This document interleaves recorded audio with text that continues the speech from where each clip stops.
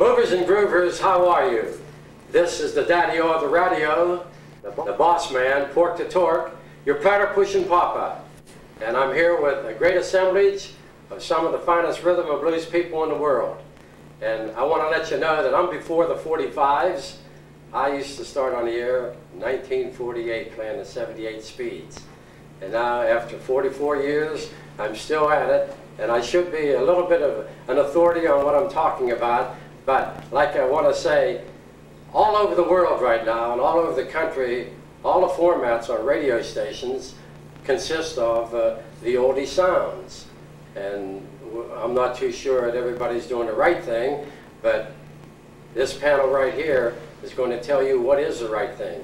And I have with me right now as my co-host one of the most finest men that I ever met. And he is, by the way, without a doubt, one of the greatest singers in the world. No one will ever contest it. And they're internationally famous. He's a legendary singer with the famous Spaniels, and his name is Pookie Hudson. Welcome. Thank you, sir. Thank you for welcoming me. I want to, some kind of way, to come forth and show that this music was not something that just dropped out of the sky. We worked for this music. We invented this music, and to a point they try to take it away from us, and they call it, from rhythm and blues, they call it rock and roll. I had some young men today with us named the Edsels, and they were a part of this in 59, 58, and maybe before then, but as far as the record goes, I think 59, Ram-a-Lam Ding Dong.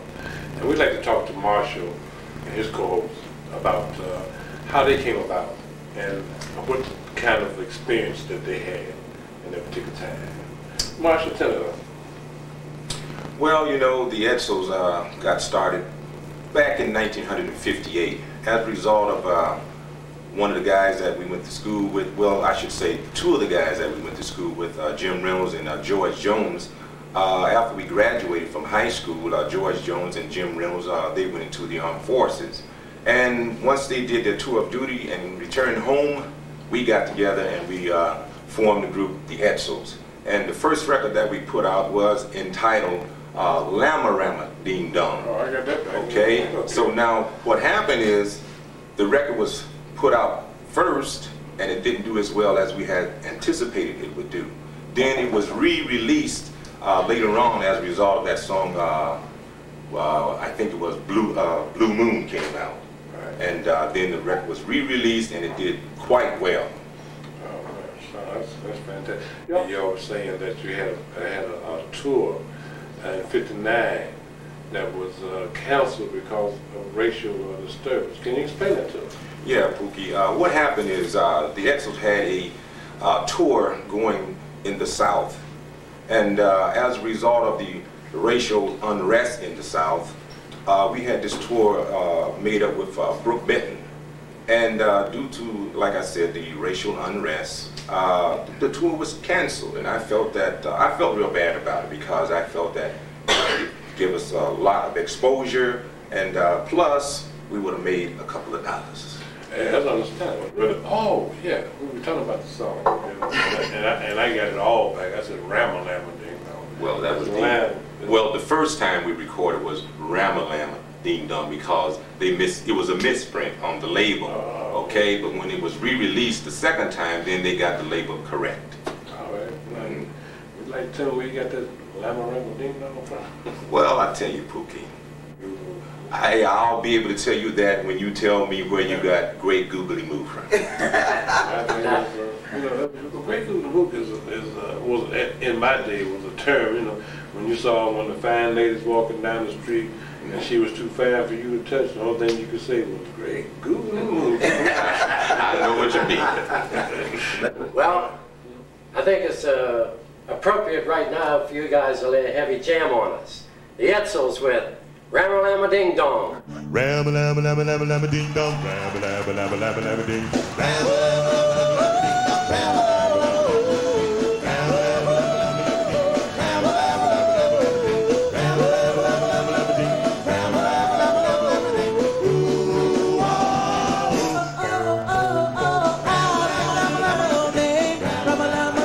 Ding dong.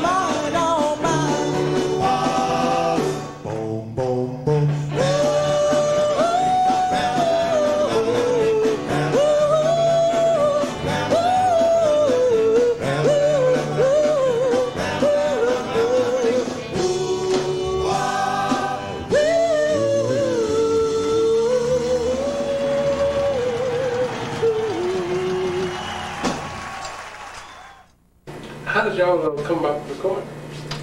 Well, after we got Ramalama Ding Dong down, that we felt comfortable with singing. You know, the Ramalama Ding Dong is kind of a tongue twister. And you get up there and you're trying to say it fast, and sometimes you get all screwed around, you know what I'm saying? But once we got it down to the point where we could actually say it with feeling, then we went to a gentleman by the name of Tony March, who had a string of dry cleaners. And we sung this song for him, and he listened to it, and he thought it was catchy. He said, you know, I think this might do it, because it was somewhat of a novelty. And we got together, we rehearsed it for him, and we rehearsed it for a band that he assembled together. And then we went to Cleveland. This is where we recorded this record at, in Cleveland, at Snyder's studio, in fact. Like I said, when it first came out, it didn't do as well as we had anticipated, but on the second release, I think it went up to number 23 on the charts. Yeah, so it sold a few. That's great. I mean, did you ever realize anything personally from that? Oh, we got like I said, we got a smidget. Yeah, I can understand. Well, see, our problem was, I'm going to tell you what my problem. My problem was I never knew the business. All I knew was that when I walked on stage, the girls howled and screamed. When I walked off the stage, somebody had a bottle. Yeah. And it was never about money. I understand. There was always somebody there about the money, but it wasn't about my money. You know, I mean, when I say yeah, it was about my money, because they took my money. They me to buy it. So, and I was happy with the bottle and the girl. Yeah. It was simple as that. Yeah. You know? Yeah. So as we got older, and the younger people started coming in, they got more slicker, and they understood they had to have a lawyer. Yes. Okay. Now our thing was, when I come along, we had lawyers, but they were on the other side. You know, I mean, you sign papers with them and say, yeah, okay, then they come back and tell you the same thing they told you. So they got paid off from the beginning. In other words, what you're trying to say is that you had a lawyer, but you needed another lawyer to watch the first lawyer. You're right. I understand. Right. That's the way it happened. Like, I wonder if that ever happened to y'all. Well, Pookie, you know, I think basically all the groups that came along in the era, say the 50s and the 60s and the, you know, maybe partially in the 70s, had a problem with getting all the royalties that was due to them as a result of their recordings. I think this happened not only to the Edsels, but basically to all of the groups that came along at that time. You said not getting all the money? Not getting all the money that was due them. How about some? Well, we got a little pinch. You did better than me. I got none. I got none at all. Yeah. And I think about it, you know, and you know, we tend to blame other people for things that we do, you know. And I thought about it, you know, if I wasn't too busy chasing skirts and chasing the Bible, maybe I would have thought about my money, you know. Well, you know what, Pookie, let me just say this. During the time that we were singing when we first started off, you know, the Edsels, this was all a new thing to us, and probably it was something similar to what happened to you. You know, like, we were glad to be there under the bright lights, to see your name up on the marquee and everything like that, you know. And when we sang, we got paid that night for, you know, for what we did.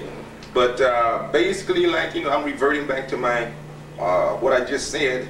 It wasn't the money that we should have gotten. I understand. At a time, and we were young, excuse the language, and dumb, you know, we did not know, and we trusted. So we like to bring the Edsel doing Well, the ballad. What brought us together? seems like the balance of the things here. Seems I like. like him, you like him, Pookie likes him. Love them. What brought us together. Why don't we listen to that? I kind of like that. What brought us together? What brought us together?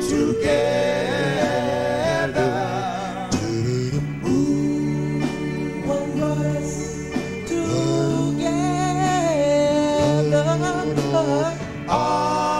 Was it the twinkle in your eye? Each time I'm near you,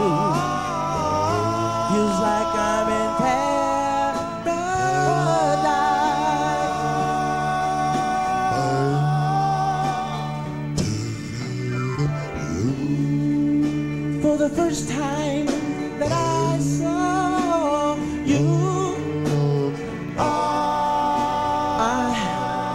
knew from the start, somehow, some way, you'll be very close to my heart.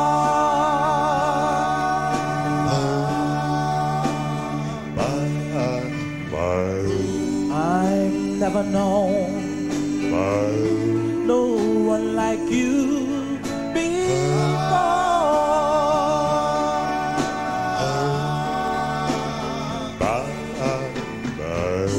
I'm so glad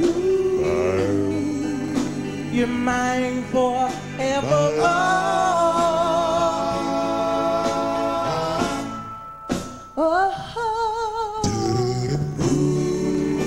What brought us together? Was it the love that's so divine? Each time I'm near you,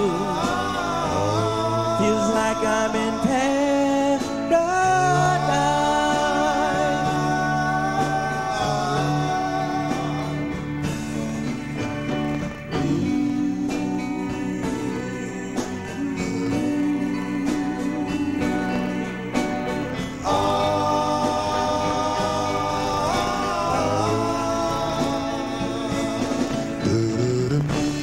what brought us together? What brought us together? What brought us together? What brought us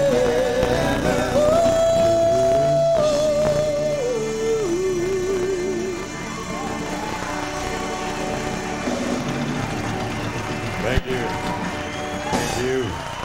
Thank you. Thank you. Thank you. Marshall, Yes.